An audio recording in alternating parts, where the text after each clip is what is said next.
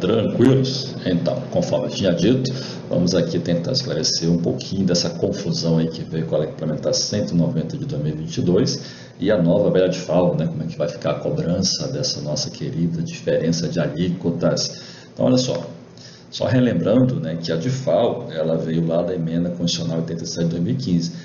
Na verdade, você já tinha, né, a cobrança de FAO quando a operação era destinada a um contribuinte consumidor final. A novidade, a inovação que você teve aí na emenda 87 de 2015 foi a exigência da DIFAL para o estado de destino quando você tem uma operação, prestação destinada a consumidor final não contribuinte.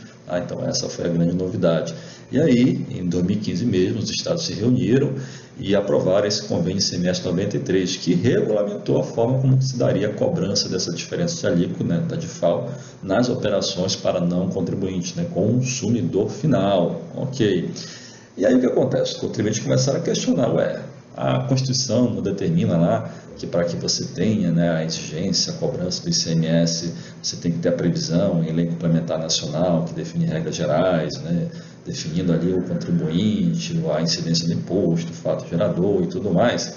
Beleza, verdade. E aí o STF, no julgamento desse recurso extraordinário 1287019, que finalizou em 2021, determinou o seguinte: a cobrança da DIFAL nas operações e prestações interestaduais para não contribuinte exige sim a previsão, a autorização em lei complementar nacional. Então imagine só, os estados vinham cobrando lá desde 2016, né, quando começou efetivamente lá o pagamento da DIFAL nas operações para não contribuinte, e agora o STF decidiu que não poderia mais ser exigido. Então teve um impacto aí natural nas finanças dos estados, né, que já contavam com essa arrecadação, né, dessa DIFAL e do ICMS.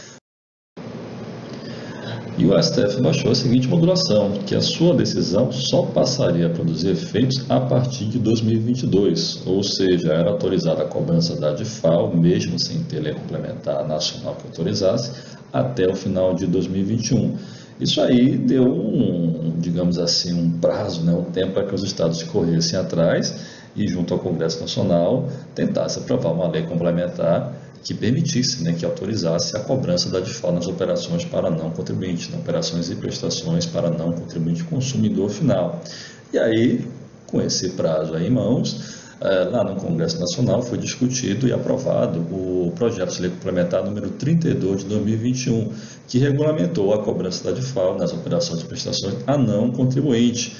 Esse projeto de lei complementar foi aprovado em dezembro de 2021, né? Passou lá pelo Senado, pela Câmara e tudo mais, foi encaminhado para a sanção governamental e posterior publicação.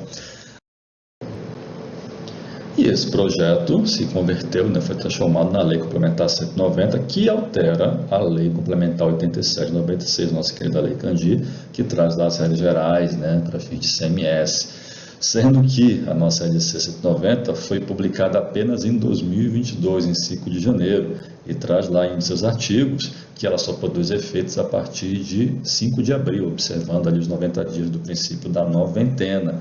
E aos nossos estudiosos do direito constitucional tributário questionam o seguinte: e a anterioridade anual, né, aquele princípio constitucional que diz que você só pode exigir um tributo se você tiver lei, né, vigente aí no exercício anterior. Lembrando que a Lei Candir, né, a Lei Complementar 87, ela não institui o ICMS, ela apenas traça lá as regras gerais que têm que ser observadas pelos estados. O ICMS ele é instituído por cada um dos estados e Distrito Federal em suas leis estaduais, tá certo? Então não há que se invocar o princípio da anterioridade para fins aí da alteração da Lei Complementar 87, alteração essa promovida pela Lei Complementar 190, tá? Mas beleza, lá. Então você tem um estado, por exemplo, o Amazonas, que alterou a sua lei, né, no nosso caso aqui a nossa lei complementar número 1997, prevendo aí, né, essa hipótese de exigência do ICMS nas operações, prestações para consumidor final não contribuinte, sendo que essa lei foi aprovada antes dessa alteração da Lei Candir, que está ocorrendo agora só em 2022.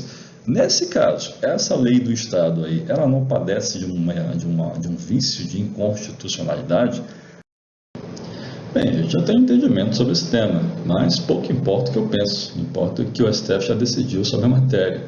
E aí, olha só, no julgamento desse recurso extraordinário, 1221330, com repercussão geral, o STF avaliou o seguinte: como é que ficaria a situação de leis estaduais que foram editadas, né, foram aprovadas após a emenda 33 de 2001, que previa, né, hipótese de incidência do ICMS sobre importação essa promovida por contribuinte habitual, por não contribuinte, enfim, sendo que a Lei Candir 87 de 96, né, a Lei Complementar 87 de 96, ela só foi alterada com a previsão dessa hipótese de exigência do ICMS em 2002, pela Lei Complementar 114.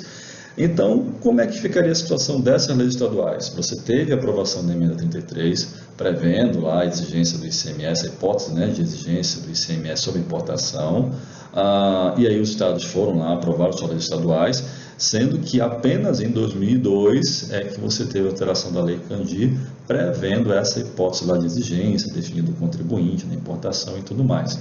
Ora, o STF decidiu o seguinte: essas leis estaduais que foram aprovadas aí após a emenda constitucional 33 de 2001, mas antes da alteração da Lei Candir, elas são válidas, mas só produziriam efeitos após a alteração lá da Lei Candir, autorizando a cobrança do ICMS, definindo também lá contribuinte, o meio de ocorrência do fato gerador do ICMS exportação.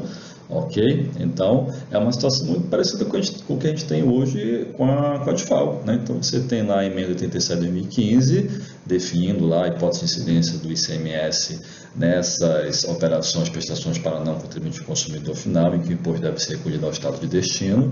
Você tem as leis estaduais em que instituíram essa exigência, só que você ainda não tinha a lei complementar autorizando. Essa alteração da lei complementar ocorreu agora em 2022. Então, a partir de 2022, os estados poderiam exigir a DIFAL. Só que a lei complementar 190, né, traz aquele período lá de 90 dias da noventena.